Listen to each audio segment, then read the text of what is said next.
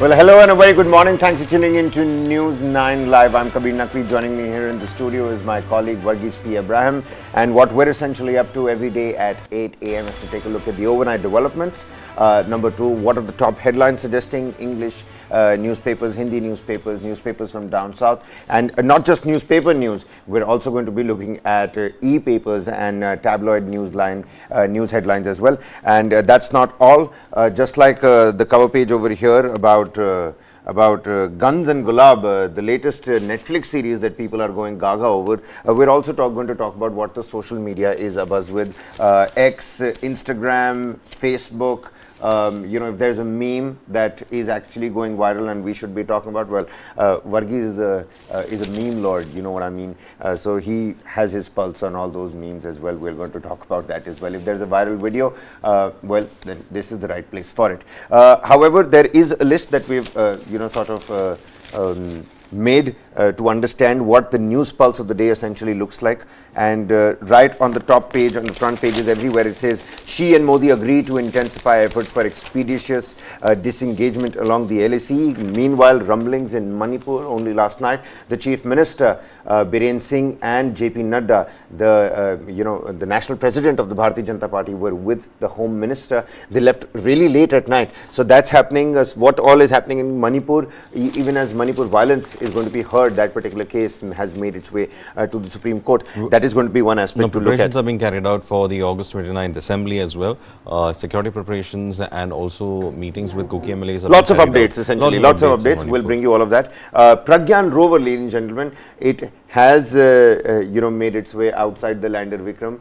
Of course, not a lot of visuals per se, but one fantastic new image that has come across. It's a 2-minute long video from the lander area detection imaging camera of the Vikram lander, and it shows you exactly the point of touchdown, because just for a minuscule second you can see that dust has come up. There's a huge hot gas, a huge a cacophony of radioactive dust that you can see on the lunar surface. We're going to play out that visual, so stay tuned, ladies and gentlemen. Apart from that, of course, Allu Arjun is the national award for the best actor that you don't have a beard, so I have a beard. Well, absolutely. Did you just hey anyway, so that is something that we're going to speak about. Trump, a mugshot has been released of a former United States president. I mean, you see this in a Hollywood film, I understand, but in reality, that's why they say truth is stranger than fiction. Absolutely, absolutely. And apart from that, some important updates in terms of Article 370, the Wrestling Federation of India, it is suspended. What does that essentially mean? I mean, WFI is suspended, so that means upcoming wrestling matches. There's going to be a big flag problem, so you have to rename yourself, all that nonsense. Absolutely, which is what Russian and Belarusian players are having to do, because in most competitions they're not allowed to use their flags, given the recent war with Ukraine. And it was interesting to see that yesterday we reported that Wagner leader Yevgeny Prigozhin, he's allegedly no more, and there could be foul play over here, but on the other hand it was Ukraine's Independence Day. Funny how things just work out, and timing is suspect. Of course, us journalists, we think all timings are suspect, but we'll have to wait and find out. Meanwhile, ISHA Foundation had no permit for the Adiyogi statue. This is what the government has come in and said. And finally, ex-UP minister Amarmani Tripathi to walk free after 20 years, and not just them, their significant half, their wife as well. So all of this is something that we're going to look at, Varghese. But first and foremost, let's quickly shift our focus to Modi and Xi border talks. 19th round of military talks that happened ahead of the BRICS summit. The entire ordeal of Xi being overplayed over Prime Minister Modi, those were also some reports that made the rounds. There was a short abbreviated state visit that Ramaphosa gave to Xi Jinping, and then that entire ordeal of nobody came to receive Prime Minister. People in the West, the media reports, they've just been trying to downplay the Prime Minister's, appeal and, his aura when he's out there. Because, when the Prime Minister is out there from Papua New Guinea to the United States, people are going gaga goo. Well, it's like John Bon Jovi's for Cyril Ramaphosa, what happened music tour. For Cyril Ramaphosa, he was caught between two world powers. Right. And he had to make peace with it. And one part of it is that China has, as I said yesterday, the Chinese have been trying to intensify their investments in South Africa. They have been trying to get into Africa. It's not only South Africa, get into Africa, especially mining, especially when it comes to infrastructure projects.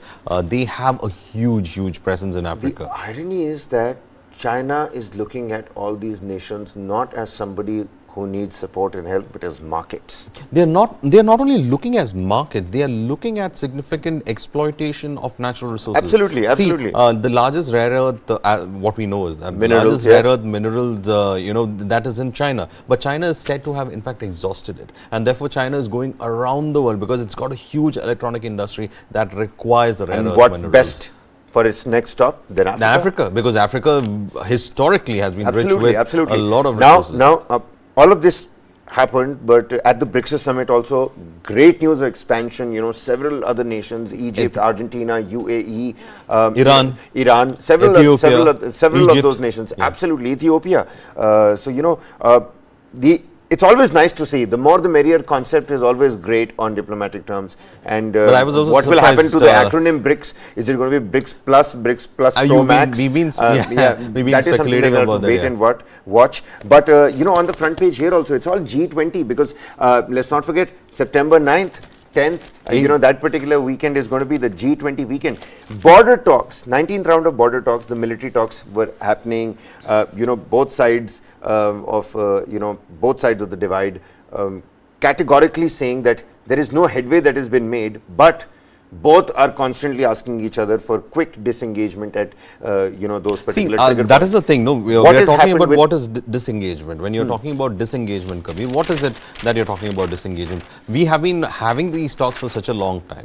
The Chinese cannot be trusted at any cost in that way, because we have seen how they keep raising up the border issue every now and then. And then when we go out, if you look at this particular meet that's happened between Prime Minister Modi and Xi, nothing has come out of it. It's only an agreement to go for more talks to disengage. That's it. Yeah, unless and until something concrete happens on the ground, I wouldn't say these talks. So are you suggesting that nothing concrete might end up out of this? Because the headlines read, Xi and Modi agree to intensify efforts for expeditious disengagement along wasn't the 19th military talks also intensifying? I agree. But then again, these are the leaders of two countries. Maybe it has a little bit more effect. Kabir, on the ground. I think it's great for a headline, but if you actually read it, it's just courtesy talk because they were in a third nation. They didn't want to look acrimonious to each other, and then you had the grouping of BRICS. But the fact remains is that the Prime Minister has been saying one thing. He's been saying that, and it has been conveyed well through back-channel diplomacy as well, that India is not going to compromise on its territorial integrity, and the Chinese need to ensure that they constructively engage with India. You just can't have India's market and start eating India territory, start nibbling on its territory, go ahead and bully it at its areas. Fortnight before Delhi's G20 summit, where the Chinese President Xi Jinping is also expected again. So that's what I'm saying. So this meeting where they're sharing the platform on the sidelines of the BRICS summit and talking about their own border issues, which is actually a very sensitive issue, and like Varghese is suggesting that no real headway, just lip service, it seems like. They had a conversation on BRICS sidelines in Johannesburg, says the Foreign Secretary Vinay Quatra. Now buffer zones to Dipsang to Demchok, spotlight on pullback plan and the extent of it. With Prime Minister Narendra Modi and Chinese President Xi Jinping agreeing to intensify efforts for expeditious disengagement and de-escalation along the line of actual control in eastern Ladakh, the spotlight is now on the exact contours of plans being drawn up by military commanders on the ground to pull back troops. So there is sort of like a plan on the cards, it seems, at least according to the Indian Express. The extent of disengagement and where on the LAC it will take place is not immediately clear. All right. So are we back to square one? That's another question. Sources said while clear orders are awaited, various modalities have been prepared for possible limited disengagement in phases. Look at this. When you say limited disengagement, when you talk about limited disengagement, you're talking about maybe towards G20, you would have some kind of confidence building measures where they will try to say that, okay, we'll withdraw from here, we'll withdraw from these areas, and later they can harden their stance. for me, there was one defense minister who always, openly said that China is enemy number one of this country, and that was George Fernandez, who's no more. And he was part of the Vajpayee government, and he was the defense minister then. And it is a fact that our competition is with China. We have to understand that China has got geopolitical and also a historical understanding of what its territory should be. China is looking at, I was talking about, the palm and the five fingers, I was talking about that. China was looking at Bhutan, Nepal, Ladakh, Sikkim, Arunachal Pradesh, and the palm is of course Tibet, and that strategy has been there, the territorial part of it has been there. So I would say you engage with China, but always be careful, because with China, China tends to negotiate with every inch of territory. Please mind it, China tends to negotiate with every inch of territory. They are ready to tire you out in negotiations. They are ready to wait it out for a long. They are not impatient power. They are a patient power. For them, their diplomacy spans maybe 200 years from now onwards, 500 years from now onwards. They are looking at a very long-term plan. So engaging with China should be precise, engaging with China should be very careful, because China at the end of the day is trying to become the only preeminent power in Asia and probably even replace the United States. So with its superpower ambitions, it does not want a powerful neighbor like India next to its doorstep. This is the actual truth of geopolitics, and therefore when we look at this disengagement, I'm saying it's just great engagement, but again, I always say that keep your powder dry. Well, all right, I'm just going to take a look at how the, if the Hindi newspapers have covered it or not. Bharat के मित्र देश बने BRICS के नए सदस्य। 1 जनवरी 2024 से Iran, Ethiopia, Saudi अरब, UAE, Argentina बनेंगे सदस्य, BRICS के सदस्य। चीन ने किया पाकिस्तान को शामिल कराने का प्रयास, नहीं मिला भारत का समर्थन। So a consensus was sought, and of course India rejecting the proposal of Pakistan also joining the BRICS summit. But of course, will this have the right kind of effect on the ground is going to be the bigger question, because let's not forget, this is happening just a fortnight ahead of the BRICS summit, the G20 summit in the national capital here in India. See, just reading that part of it, when I said Prime Minister Modi has made it categorically clear to Xi that they need to respect the LAC. This is how Hindu has put it. In a conversation with President Xi Jinping of China, Prime Minister highlighted India's concerns on unresolved issues along the LAC in the western sector of India-China border areas. Mr. Quatra told the media, he said Mr. Modi had underlined that the maintenance of peace and tranquility in the border areas and observing and respecting the LAC are essential for normalization of India-China relationships. So we have respect a red line. For LAC. Yeah, respect for it. And that is essential for normalization. So that is the precondition, that you respect LAC, and then only we can think of normalization. So he's put a red underline when it comes to the diplomatic factor of engaging with China. All right, so Modi, Xi meet on the BRICS sidelines, agree on expeditious de-escalation. That's the key word that everybody is talking about.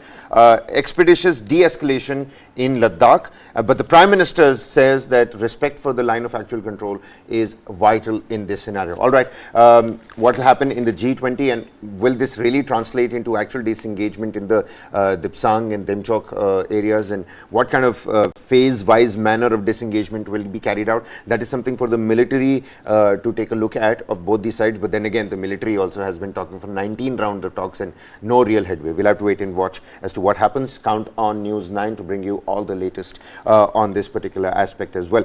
Shifting our focus from the Earth, let's go across to the moon. We were talking about the Pragyan rover that has now made its way onto the lunar surface. A proper moonwalk has been done. But now, ladies and gentlemen, a fresh visual has come across.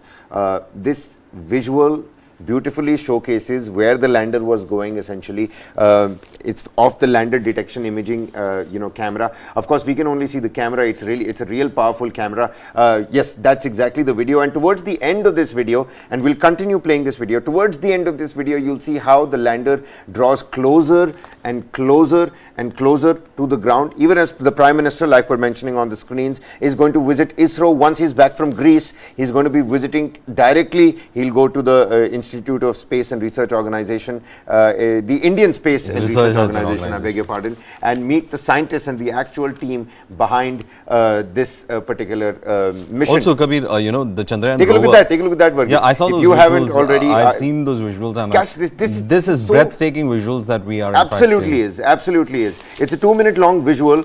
And of course, it's been edited, it's been fast forwarded, but also tells us how beautifully the AI has captured exactly where the lander is going to go and land. Take a look at that. And right at the end, just for a minuscule second, you see the dust blowing up as well. Take a look at that. Well, you can see how the altitude keeps Absolutely. dropping. The altitude is dropping. The craters keep on becoming bigger and bigger. The shadows, you can see the magnitude of the shadows. Take a look at that. Such a big crater. I mean, you're just fanboying over this particular visual. You are. In fact, for any science aficionados as well as space aficionados, this is. Yesterday, talking about shadows, NASA came out with a comment. It said that its own orbiter tried to figure out where lander Vikram was, but it couldn't because maybe the lander was in a shadowy position, a shadowy area. Now, if that is the case, then that puts a lot of questions in terms of what kind of extreme temperatures will the lander and the rover have to go through. Well, that is why they have been. Take a look at that. Take a look at that. Any minute now, Varghese. Any minute now, it's going to go, and it is going to go and land on the moon's surface. Well, that seems to be the manner. Okay. There you can see it's slowing down now. Yeah. That is the moment. And it's slowing, it's hovering, it's hovering, it's hovering, and it's going down. You have it slowly coming down. The descent you can see, and then you can see how it's almost reaching touchdown. Well, and there you go. There was it.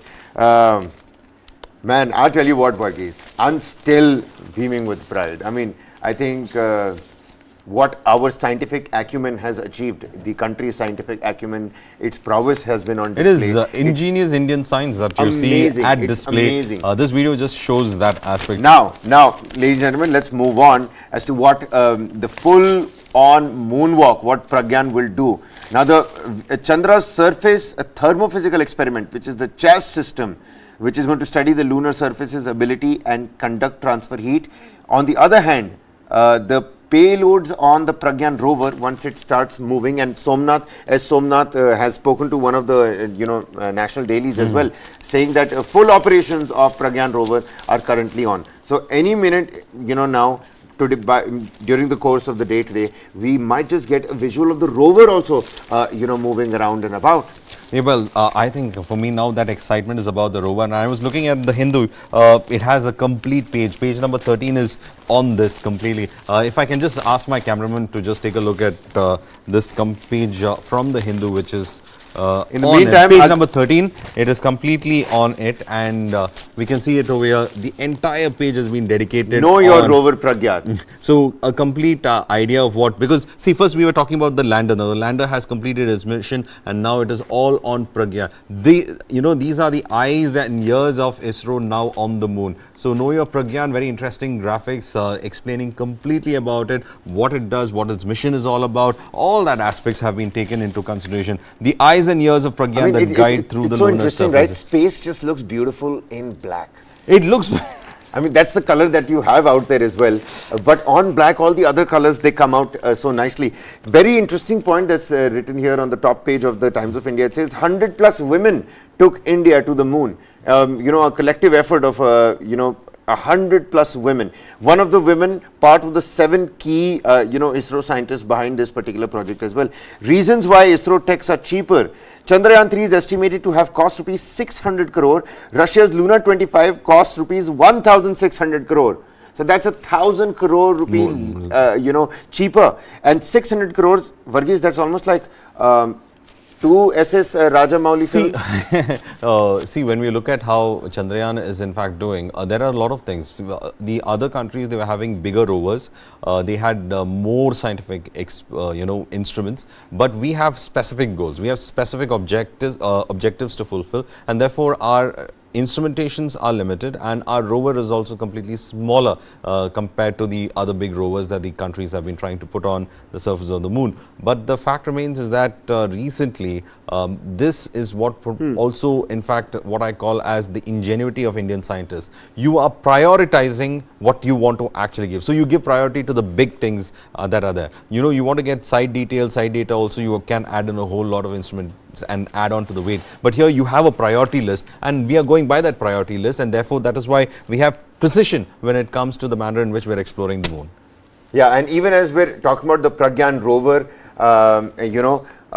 let's also put this information out there that the landing has in fact triggered a lot of fake Vikram images with the flag stuff up there, fake images of the rover leaving the footprint, the marks. I mean, I'm just asking the questions. Who is this person who's clicking such HD photographs of our lander, on the moon? I mean, have we mounted a DSLR camera on the Pragyan rover that came out, since you were took a reverse turn, you were saying, clicked the photograph of the lander? Yeah, what you said is absolutely right, because when you were speaking to me about the memes, I was looking at a lot of those memes that were there, and some of them in fact actually ridiculing the fact that some people had the ingenuity to say that they were capturing everything. Also there was a joke going saying some people from India have already landed on the moon much before the rover could land on the moon, and right, absolutely. You know what I'm trying to say, right? Now, ladies and gentlemen, we're going to shift our focus here, but do catch this particular visual. It's on the ISRO's official handle on Instagram and X, formerly known as Twitter.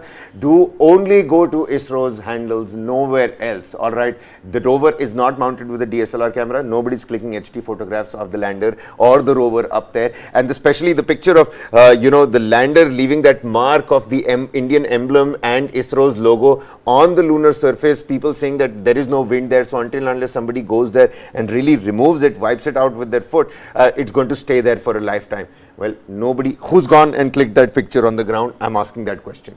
Only follow ISRO's handle. We're going to continue to bring you the latest details on this as well. All right, ladies and gentlemen, let's shift our focus to Manipur. Now, couple of aspects to play that are at play over here.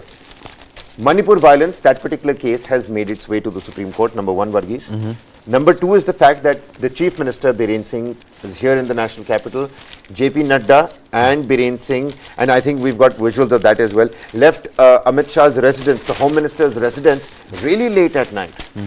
They had a long meeting and they left the residence really late at night. Apart from that, Biren Singh has given a statement as well. Biren Singh has come out with a statement. In a particular interview, I think to the Hindu, he says May 3rd incident was pre-planned. He says the May 3rd incident was pre-planned. As you were speaking, I was just taking up that particular article. May 3 violence was likely pre-planned, was what Manipur CM is in fact saying. He said that the violence that started on May 3rd was likely pre-planned. He also said that to stop illegal migration from Myanmar, the state has sought more central forces with the speedy fencing of 398 kilometers porous international border. Now, Singh also told the Hindu in the interview that he had spoken to Metis civil society groups and would ensure that the Kuki Zo MLAs are not harmed. The tribal MLAs are likely to skip the session due to security concerns. And ministers, we are told, friends, I'm talking to them. I told them, this is what I'm quoting what Biren is saying, that he had spoken to them. Only the illegal migrants cannot be accommodated is what Biren Singh is saying. Now, as you said, Singh was in a meeting with the Home Minister. He was in Delhi. He said the priority is to accommodate displaced persons of both communities, and around 4,000 prefabricated homes were being constructed in hills and valleys. Remember the wanton destruction. I think a big part of that particular discussion with the Home Minister was also that I need centre's help to rebuild these destroyed homes. Because a whole lot of, I mean, we just saw the visuals, right? And I think just reconstruction of actual homes and shifting them back, relocating them back into more more concrete structures might just be the first step up towards reconciliation, towards restoring normalcy? I don't know about reconciliation, but it's going to be a very tough task. But at least they have started to assuage one of the biggest problems that is there for the people in Manipur, that is for the displaced people, that they don't have homes. Right. And prefabricated, construction material that has been taken, hope the process tends to speed up. So they've actually gone for that, which is an interesting... on the other hand, Varghese, on the other hand, you also have the fact of the Manipur Assembly not being convened last time around. It couldn't happen. The government did not give their assent. When I'm talking about the governor, it's also interesting to note that after the chief minister's visit, it's the governor that is next in line. The governor is going to come to the national capital, is going to meet the top brass, meet with the prime minister and the center is keeping the home minister. The center is keeping. Those are the visuals. I mean, take a look at in the wee hours of the night. That's when Biren Singh had come to Biren Singh. That's a glimpse of the chief minister. Also, Kabir, just to say that elaborating on the violence, this is again from the Hindu, elaborating on the violence being pre-planned, Mr. Singh said that the tribal solidarity rally was organized to protest against the High Court order, but the state government never concurred with the court's recommendation to include the Methi community on the scheduled tribe list. That's a big statement that he's That is actually a big statement. Can you read that out again? So essentially, so what he's saying is that for what many say that the actual intervention by the Manipur High Court was the actual trigger point. A trigger point for this on May 3rd when the protest So erupted. what he's saying is that, again I'll read that particular part. He's saying, elaborating on the violence being pre-planned, Mr. Singh said that the tribal solidarity rally was organized to protest against a High Court order. But the state government never concurred with the court's recommendation to include the Methi community on the scheduled tribe list. There was no reason for violence. Had we agreed for ST demand, then there would have been a reason. We cannot take the decisions unilaterally. That does sound like a logical 34 statement. tribes in Manipur is what he said. Doesn't that sound a bit more logical stance coming there from the chief minister? See, if you had to make that statement, you could have made it when that court order came itself. Okay. Before this would have spiraled out of control and this kind of violence could have happened. But this statement is coming too late and too little, and it is going to be not something that, now if you're trying to distance, the violence has happened for almost from May 3rd, May, June, July, in August. So it's happened, August almost done. So we are reaching September. So till now, the violence has continued. What took the chief minister 4 months to come out with this statement? Exactly. If that was the situation, we could have made that statement long time back. We have a reaction coming from the chief minister. Listen into this one. A completely contrary logical stance, it seems. Because politics, it seems, is still at play. I've been saying it time and again that all sides should come out and think for the betterment of the common man out there. People who don't even have relief centers. What about them? That's the point. Exactly. Listen into what the chief minister had to say, this particular reaction. Ladakh से मणिपुर कैसे याद आ गया? वो लद्दाख में जा रहा है तो लद्दाख का बात करो. मणिपुर किसने अटैक किया है? मणिपुर में जो अभी हो रहा है वो तो कांग्रेस ने क्रिएट किया हुआ है सब. तो खेल नहीं है. पॉलिटिक्स लाइव, ह्यूमन लाइफ में पॉलिटिक्स नहीं करना है. राहुल जी को हम इतना ही बोलना चाहता हूँ, लद्दाख का बात करो. मणिपुर बार बार बोलते रहे कि उसका कांग्रेस का शासन, ये इसमें क्या हो रहा है, राजस्थान में क्या हो रहा है, उसका अलायंस कलकत्ता में, बंगाल में क्या हो रहा है, और रिसेंटली उसका अलायंस दिल्ली में क्या हो रहा है, उसको सब देख के बात करना चाहिए ना.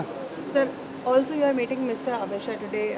General, what are the agendas of the meeting, sir? Discussion. नहीं, देखो यूसु, ये गृह मंत्री जी जो है, ऐसा ही गृह मंत्री भारत में और मणिपुर के लिए तो पहली बार हम लोग ऐसा ही लीडर मिला है. तो all the time we take his advice. और मतलब मणिपुर में अभी जो सुधारा है उसकी भाषण के बाद पार्लियामेंट में PM मोदी जी और अमित शाह जी का जो भाषण सुनने के बाद में अभी मणिपुर में शांति आ गया है. तो इसी की वजह से शांति और आने के लिए और रिहेबिलिटेशन जो डिस्प्लेस पर्सन जो है उसको सेटलमेंट करने के लिए हम रूटीन वर्क है, हम गृह मंत्री जी से एडवाइस लेने आए हैं. Well, now, Varghese, let me put it to you like this, and then we'll of course move on. Politics is still being played. It is. You're still calling out the Congress. You're still calling out Rahul Gandhi, And why I'm saying politics is being played, because I wouldn't expect anything else from the Congress when they're, harping praises against the BJP, or vice versa. But what I'm saying is that you then follow that statement up by saying that because of the Home Minister and the Prime Minister's speeches in the Parliament, there is peace in Manipur. Only last week, we got to know about the Ukhrul killings, didn't we? Which happened after the parliamentary speeches. And that no confidence motion was on Manipur. Many people, government critics came out and said that when did you actually speak on Manipur at all?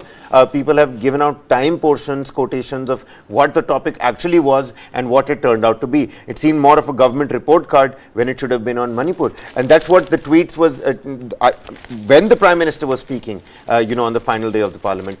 There were proper, on the microblogging website, there were proper posts that said 60 minutes in, not a word on Manipur, 70 minutes in, not a word on Manipur. That is the bigger question, that you're still playing politics. On one hand, you're giving these logical statements, but on the other hand, you're saying that... But it's too late, isn't it? I mean, if you had come on the day when this thing had happened, when the violence had happened, or when the tribal rally was being taken, you could have made the statement, see, the state does not concur, it is going to be difficult. You could have said that we would have made, we will make a representation to the High Court, from the government side. We would say that there are 34 tribes in Manipur, and therefore it's going to be difficult, and that we do not concur with the fact that Metis will be put on the scheduled tribes list. It was a simple statement that could have been made the day after this. You waited for the rally to happen, you waited for the violence to happen, you waited for the law and order situation to go completely haywire, and then you have your own people. Remember, some of the senior BJP leaders coming and say law and order has failed.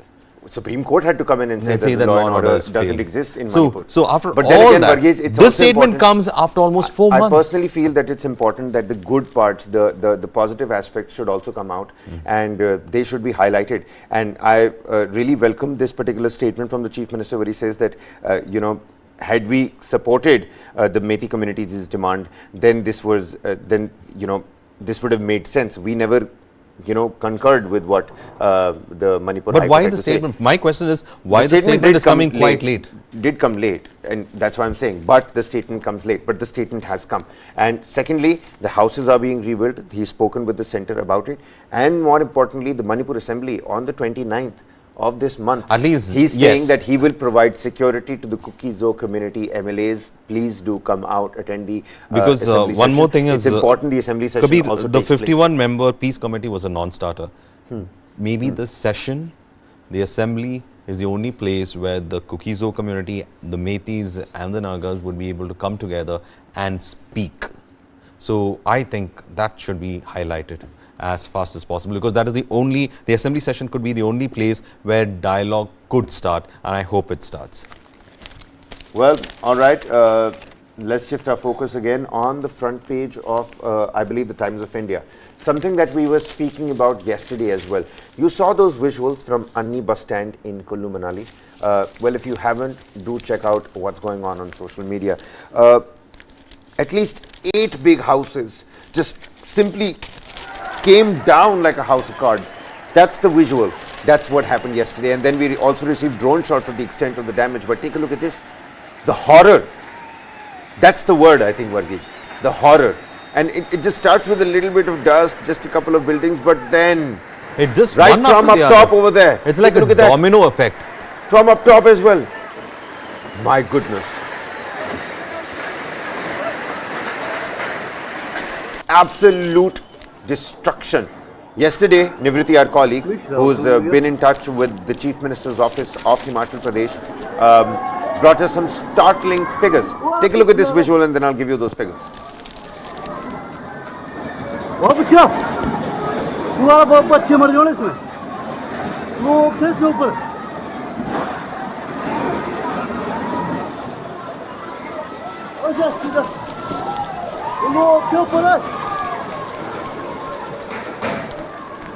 The screams of people, pain, agony, that's what you can hear amidst this cacophony. Now, Varghese, the facts, 360 plus deaths because of monsoon fury in Himachal Pradesh. More than 12,000 crore rupees worth of damage that has been estimated.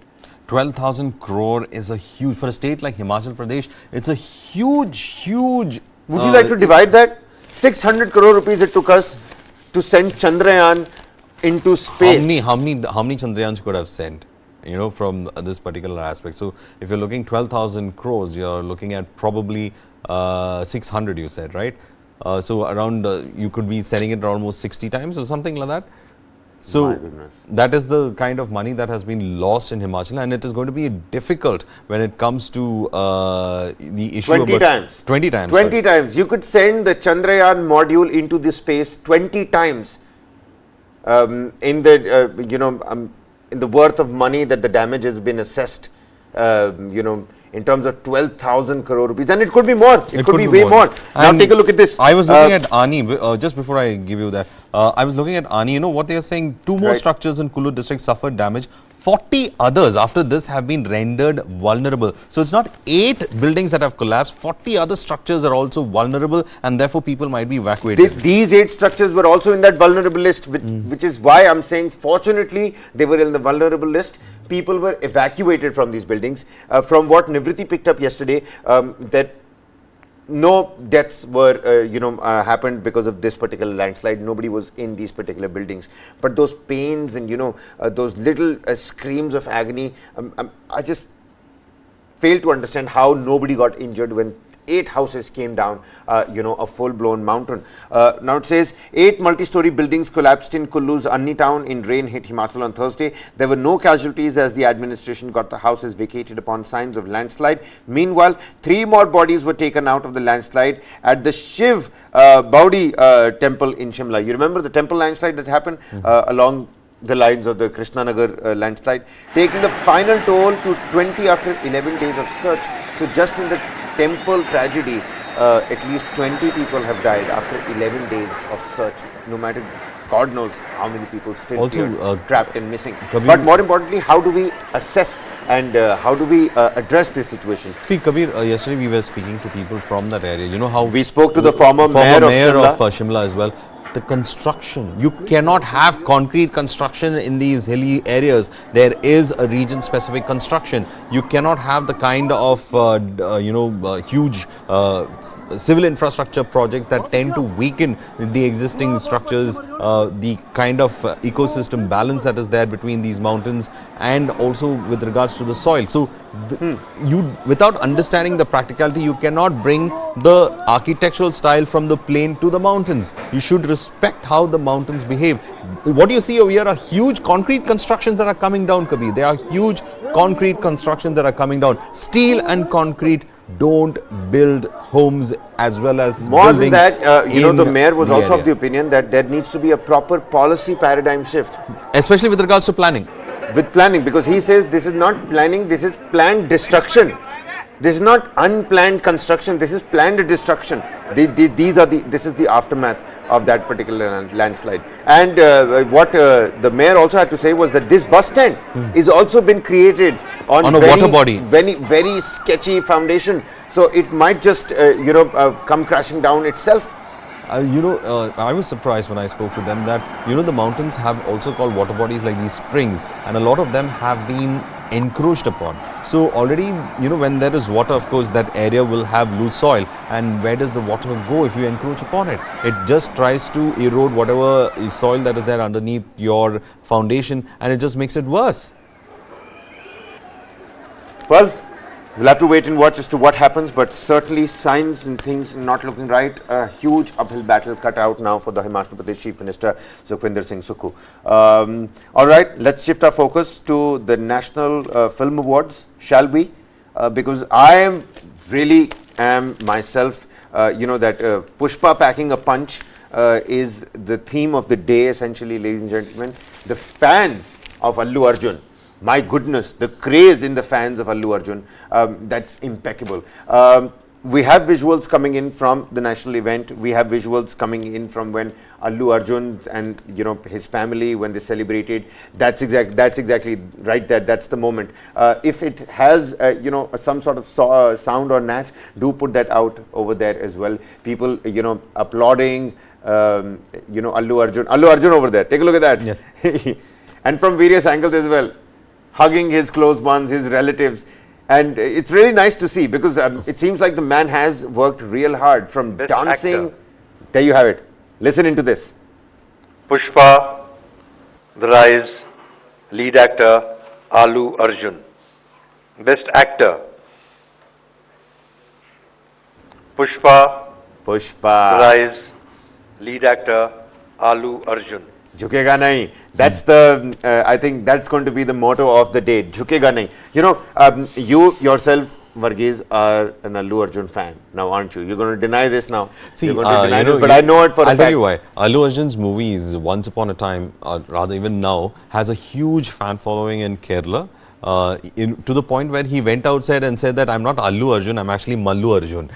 That's because most of his movies that were dubbed in Malayalam had, in fact, had phenomenal success. Some of the producers were also like wondering how Allu Arjun started to click. But Allu Arjun at that point was representing some of those innate masochistic, kind of a hero who tends to take all the suffering. And of course, the action scenes were also great when it came to it. And of course, this you can see. Oh, by the way, he's supposed to be. I'm still trying to confirm it, but some of the some of the reports on the newspapers say that he is one of the first Telugu actors to have won a national award for as best actor. So I'm just trying to confirm if that's the case. That means he's made Well, if that's the history. case, then he has certainly He's made history, in fact. He's made history with this award. And the director of the movie, Sukumar, was also there. Pushpa's director was also there. He was there with his family. His father was also present. And as he won that award, and of course, it is a big recognition for him as such, and for the Telugu film industry as well.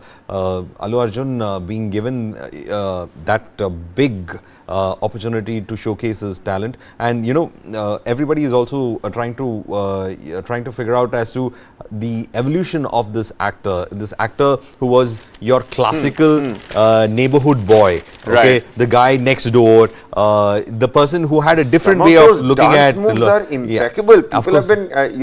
been, using those dance steps everywhere, and the songs have gotten so iconic from Pushpa. But and Pushpa, the thing is that you see, Allu Arjun has done several kind of roles as such, but in Pushpa, to have that kind of local flavor that is intersposed with You're some right, kind Varghese. of It actually is, in fact, the first Telugu actor who's received the national award for Best Actor. whoa, that's mean he's made history. He's made This history. is the for first time that Telugu an actor industry. from the Telugu industry has received a national award. For the first time in the 69-year history of the national awards, a Best Actor award goes to Tollywood. That means he's made history. That means. Absolutely. He made history. In the then. past, many Telugu films have received national awards, but Telugu cine heroes have never been seen given a national award as the best actor. In 1997, hero Nagarjuna was selected as the best actor in the special jury category, but no one has come as the best actor so far. Tamil, Malayalam, Kannada heroes have received many awards, but for the first time, the award goes to So Tollywood. it makes double sweet. It makes that award double sweet. I'm glad think. I watched Pushpa because I, really like Netflix and OTT series from South India. Don't necessarily hit the silver screen when it comes to South Indian movies. Recently watched The Jailer. I don't know why it's got 9.1. It's great to see Rajnikant every time. But then again, let's not make this about Rajnikant or Jailer. Sticking to Allu Arjun, 69th National Awards. He made Tsunami at the box office with Pushpa, and now he's going to make an even bigger tsunami with this particular, award. Now, Pushpa, which was directed by Sukumar, like you pointed out, he was also there.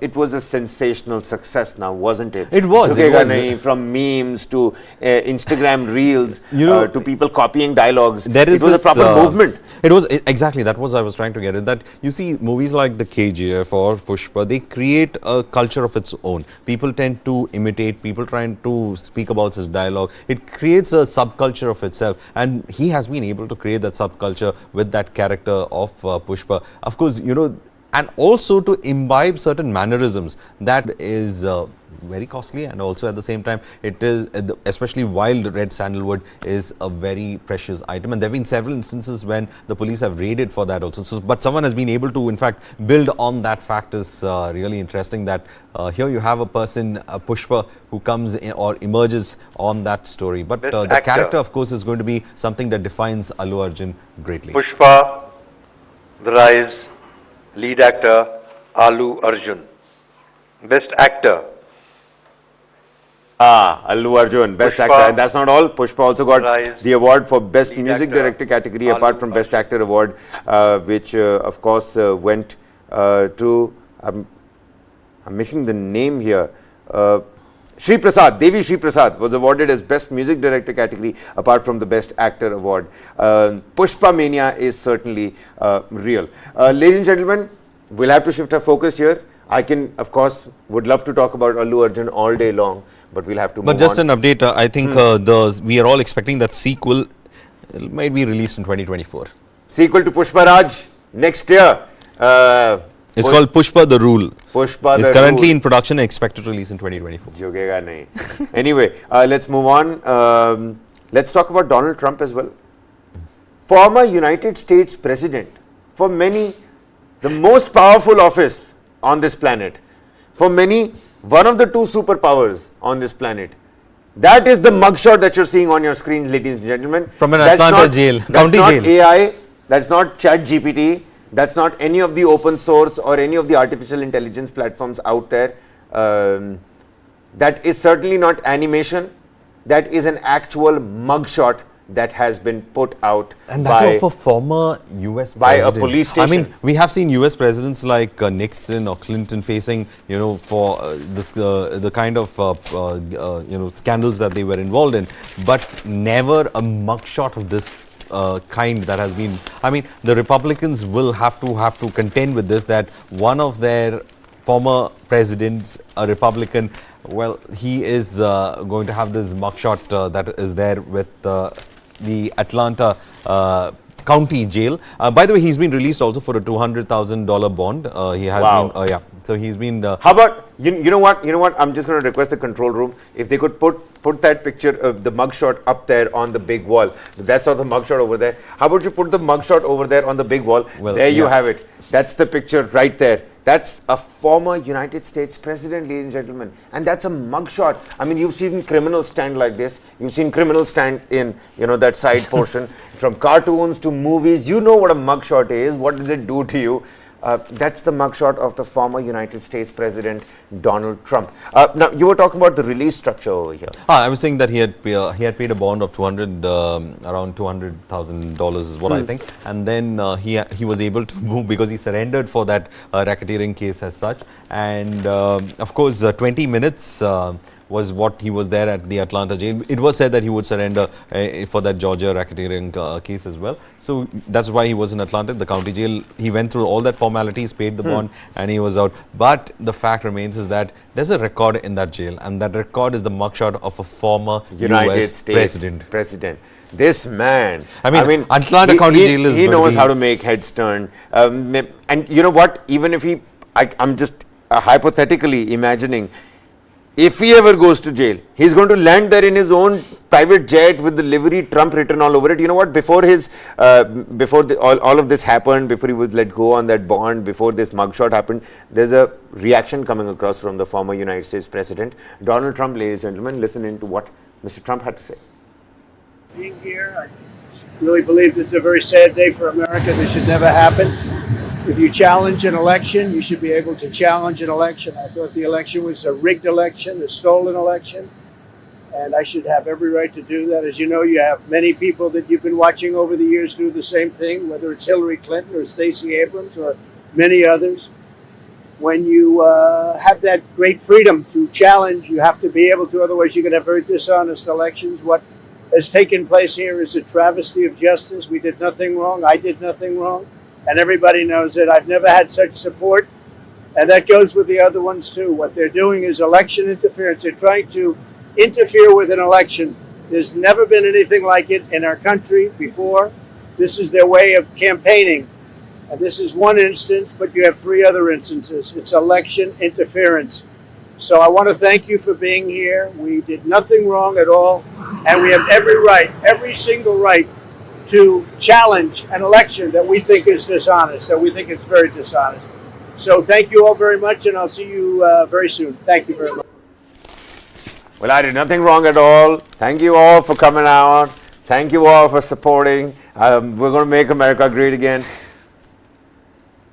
Everything to this man ends up becoming a political speech. And I'm not trying to, cast aspersions or try to crack a joke on the man. That's a former United States president. And that man now has a mugshot. See, he's got a mugshot. He says it's a sad day for America.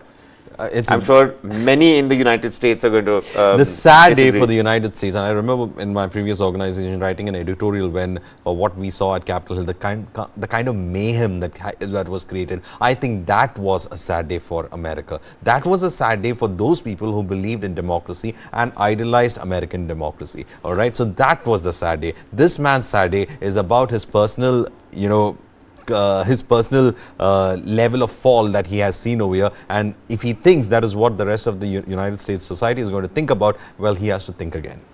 Well, I don't know if this is going to be a record or not, but he spent 20 minutes inside Atlanta's Fulton County jail. If that is another record by in itself, if has any United States president ever spent any time inside a jail for their own felony?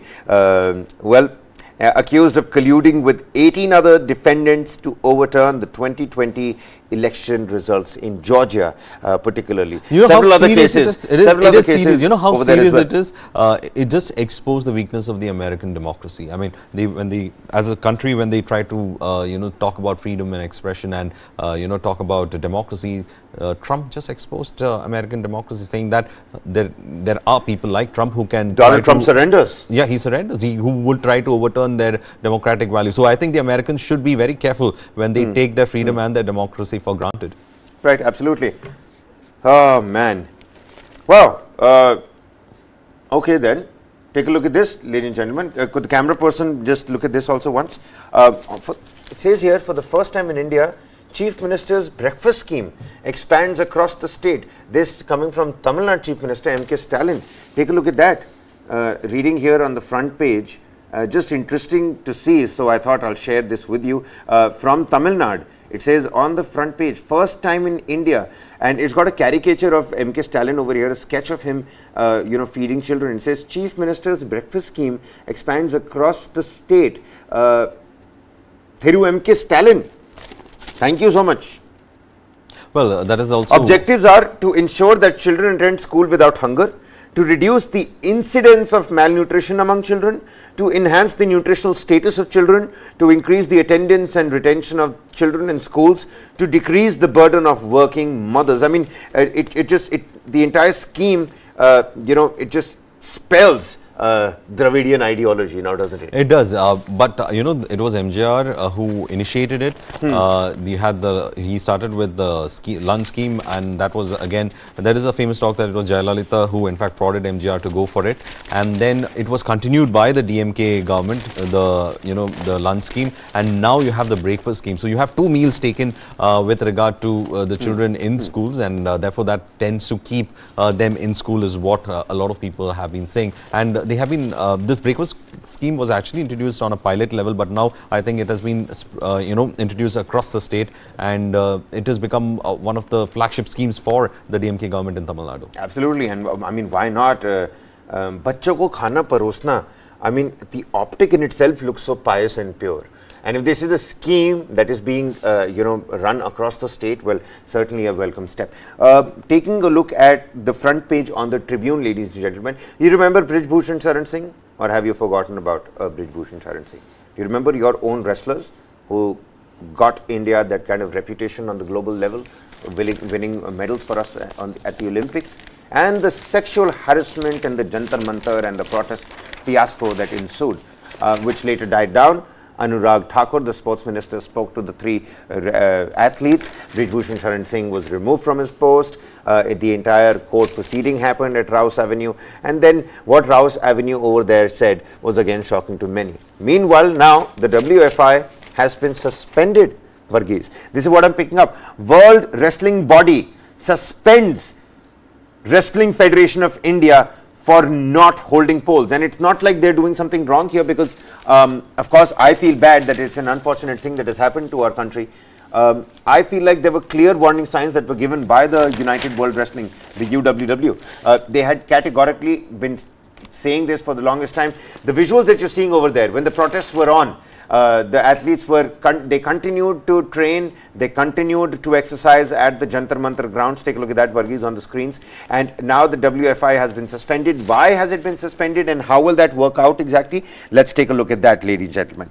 The World Wrestling, United World Wrestling, the international body, has suspended the Wrestling Federation of India for failing to hold its elections. So it's a poll gamble essentially. For failing to hold WFI elections in a time-bound manner, the suspension will not affect Indian wrestlers' participation at the 2 upcoming World Championships that are to be held in Belgrade, Serbia from September 16th at the Asian Games and at the Asian Games that starts from September 23rd in China. So these two we will have to be under a neutral flag. Will have to be under a neutral flag. In its last communication that happened back in the month of May, the UWW, which is the governing body for wrestling, had given time till the 15th of July to hold election for the next executive body. However, despite 2 notifications by the ad hoc body, the elections are yet to take place due to stay orders issued by the Guwahati High Court and the Punjab and Haryana High Court. In fact, the Punjab and Haryana High Court ordered the stay on the 11th of August, just a day before the elections were to be held. So again, people would say that there is, high-handedness over here. There is some backroom management that has been used. A lot of people, the critics out there on X, you better look at those, reactions and comments as well. On Thursday, the UWW, in a letter to the Indian Olympic Association, suspended the Indian body. As a consequence, Indian grapplers will now participate as neutral athletes, which is something that some of these athletes were saying in the first place as well. They said that we will continue to fight if nothing is being done in terms of the sexual harassment case. The but dream we of won't be getting the medal for India. Yeah, that is the thing. No, the idea of any athlete is to represent their country. It is to have that place of pride, and then you are being denied it because of a management issue. So you remember, you must know that when you get the medals, the flag is right above your head. You're standing on your particular pedestal. And the national anthem is also played. And the national anthem is played. This time around, if our wrestlers do end up bagging a medal, that recognition anthem and the flag won't be there. That recognition will not be given. That is the consequence of having these neutral athletes, why the international body has, in notification to the Indian Olympic Association, has suspended the Wrestling Federation of India. Now, Varghese, will this move have any weightage on the case, or will this have more weightage on the politics that's happening around the case? Because like this, the politics around the case. See, the case August 11th, ek din pehle, just one day, a day before, that particular election. It stayed the the politics on that election is going to become fierce. That is going to happen, of course, with this move. Questions are going to be asked. But that other case, which is going to go separately, is going to go separately against Biren Singh. That is because that is a criminal complaint. It's got several factors involved in it, and therefore it's going to be separate. But if this impasse is going to continue, and it's a very simple question of why elections were not held to that body. If this impasse is going to continue, it is really sad that our athletes will not be representing the Indian flag and the Indian nation while be there and will be on a neutral turf. If they win also, they'll be on a neutral turf. You won't have the national anthem, and that is not what any athlete would want. They all have pride of place for their nation. It is this situation that we have brought our athletes to because of petty politics in one of those sports organizations, and that has resulted in the kind of denial of what is rightfully an athlete's right. Well, absolutely. Right there on the Times of India, I think. Right here, take a look at this, Varghese. Shifting our focus here, of course, ladies and gentlemen. Article 370, some 8 days of hearing has already taken place in the Supreme Court. We've heard 10 days. Not 10 days. 10 days worth of hearing has been completed. Well, I've been so busy with the Chandrayaan and Pragyan. That have lost count of the. I was in fact going through. In fact, you've become, you've done so much of research on this Pragyan, Chandrayaan, the entire mission. You can actually pass the exam on it. Yeah, well, I mean, astrophysics, that ship, my friend, has sailed, I think, now. Now I think it's going to be deep space tourism. That's the only way I'm going to be able to make it to space. Astronaut, that's not happening. There's a latest tweet by ISRO. I'm going to play that out later in the show before we wrap up. But right here, Article 370, that hearing, now the government has given its voice. It says Article 370 was amputated to save the nation. AG R. Venkataramani says, by general law, the life and limbs of every person must be protected. In case of a medical emergency, often a limb is amputated to preserve a life, but a life is not given away to protect a limb. We cannot postulate a situation where end justifies the means. The means should also be consistent with the end, is what the Supreme Court replies. So Varghese, how does one essentially understand? We were cycling back to that permanent temporary debate. I was actually we were cycling to the only. Jammu and Kashmir Constituent Assembly, the Jammu and Kashmir Constitution, Article 370, Clause 3 in Article 370, which gives President the powers to revoke, abrogate Article 370, but that has to be in concurrence with the Jammu and Kashmir Constituent. And that assembly doesn't exist. That 1957 it doesn't exist. Why so there's only one in this, they had called it the two-key formula, I think. But anyway, so what happened is that right now what we see is that the court is trying to bring clarity to all those debates. One, what was the role of the Constituent Assembly of Jammu and Kashmir? What is the role of the Indian Constitution on Jammu and Kashmir once Jammu and Kashmir has acceded to India? Why is India's constitution takes preeminence over Jammu and Kashmir's constitution? And if that was the case, then you have Article 370 being a very temporary nature, in the sense that that Constituent Assembly was only facilitating the acceding of Jammu and Kashmir, the Kingdom of Jammu and Kashmir, towards India. So after that acceding has happened, you don't require that to be in place, and therefore 370 was removed out completely. So that was the arguments that are going on. So the permanent nature, the temporary nature, I think the court has come to the point that it is a temporary feature as such, and therefore the preeminence of the Indian Constitution is important. It's not right to say the court has come to this. The court has questioned the permanency yes, of, I would say, okay. They have questioned it. And apart from that, I think the bigger question, ladies and gentlemen, now is going to be that the Union government on Thursday, when it tells the Supreme Court that removal of Article 370 to scrap special status of Jammu and Kashmir had become imperative to save and preserve the sovereignty of India,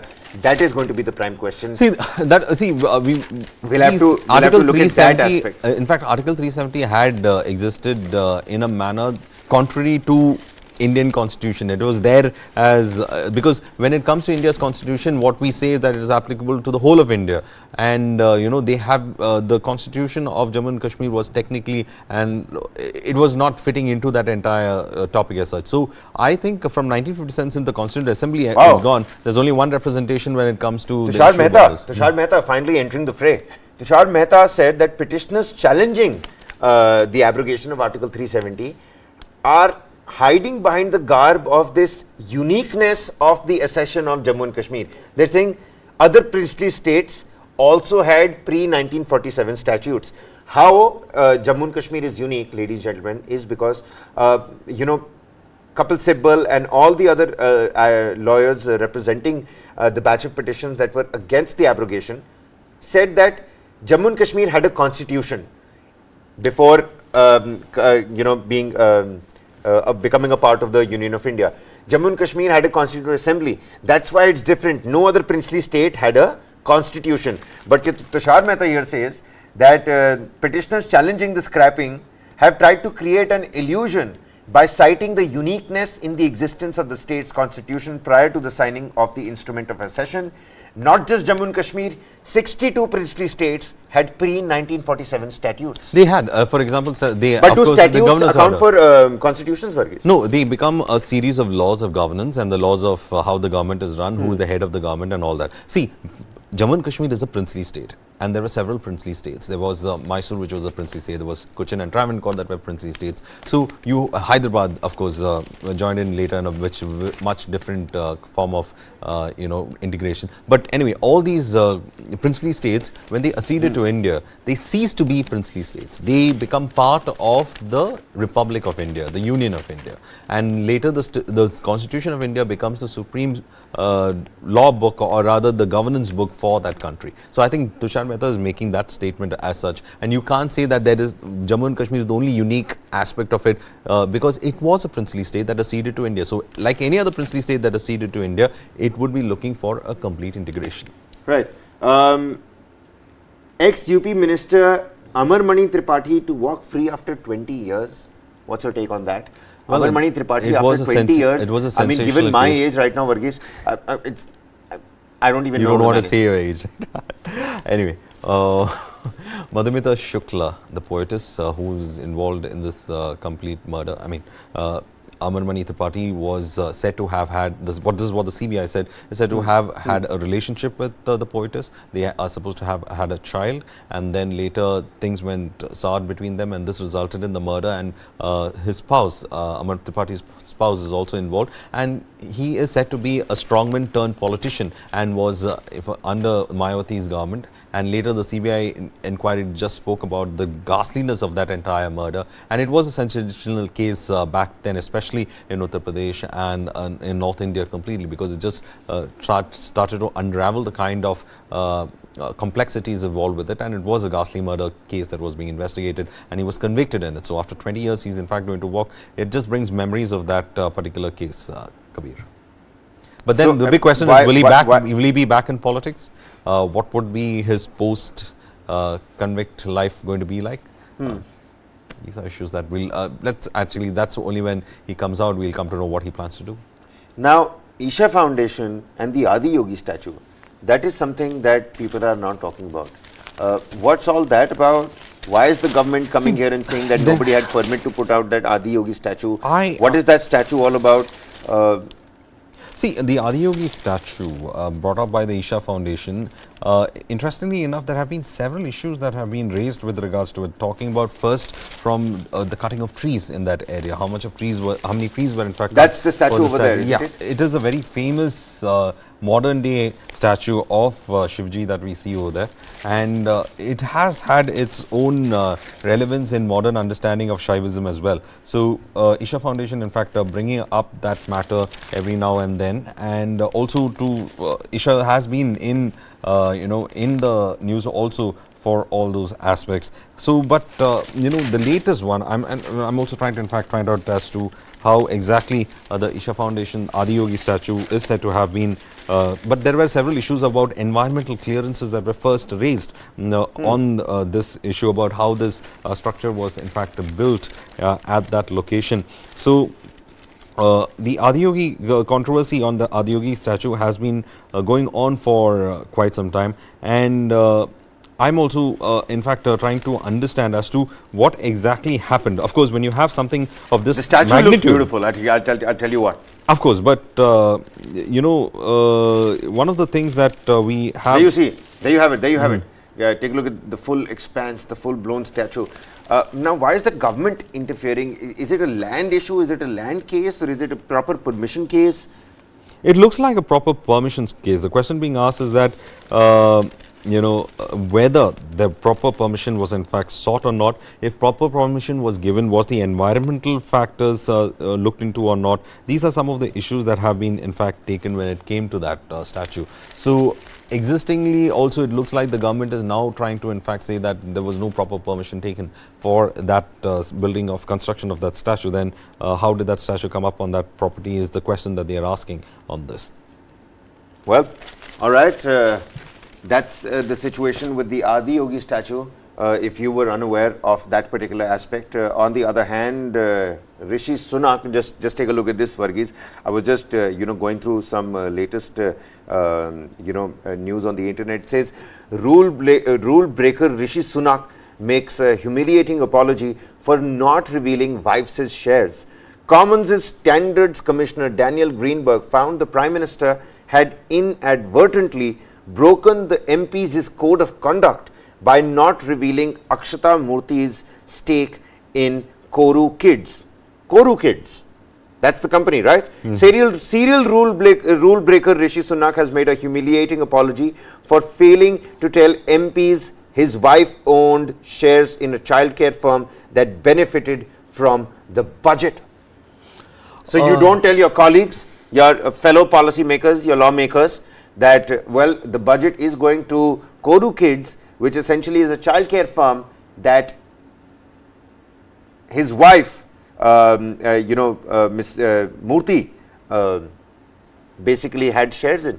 Well, this is not the first time that Rishi Sunak has landed in trouble with his opposition colleagues in the UK over the issue about his wife's wealth and also about her businesses as well. You know that she had taken that particular leeway in the law of not paying taxes in the United Kingdom, and that had become a huge issue against Rishi Sunak as well.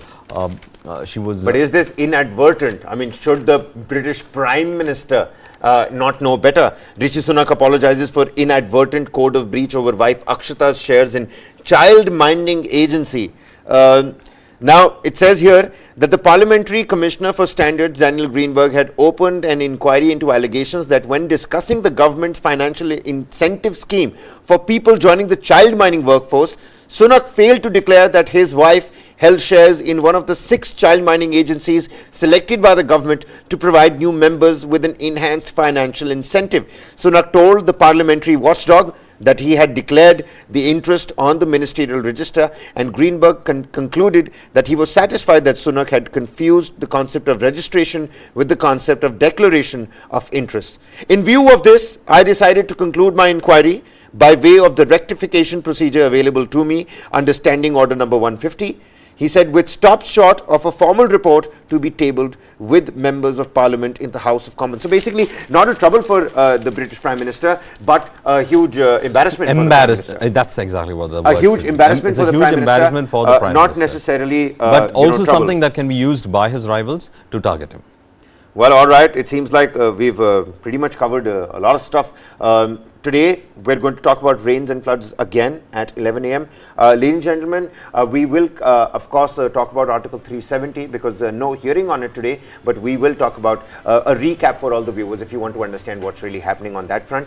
On the other hand, at 1 p.m. today, shifting our focus a little bit from the moon, let's talk about the sun as well. Aditya L1 mission, what is all that about? What is India going to do when it's observing the sun? That is something that we're going to look at. And of course, all activities are on schedule, all systems are normal. That's the tweet that I was talking about, and that has been put out by ISRO. Later on in the day, of course, top stories from South India with South Indian. That's the name of the show with Sudha Sadran that happens during the afternoon. Then later on at 7 p.m, the biggest debate of the day, 8 p.m, all the international stories with Neha Khanna under the global lens. That's coming your way, ladies and gentlemen, today. Thanks for tuning into today's Page One and getting down in the comment section. We're going to continue to probe all these topics, bring you the latest. This is Varghese and Kabir signing off. Keep watching News9 Live.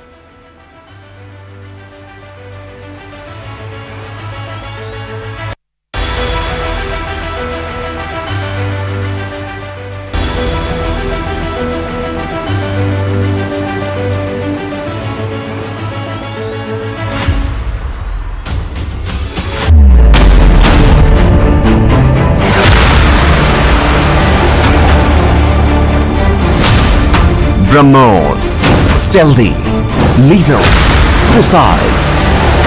It flies at 3 times the speed of sound and cuts through a warship like a hot knife through butter.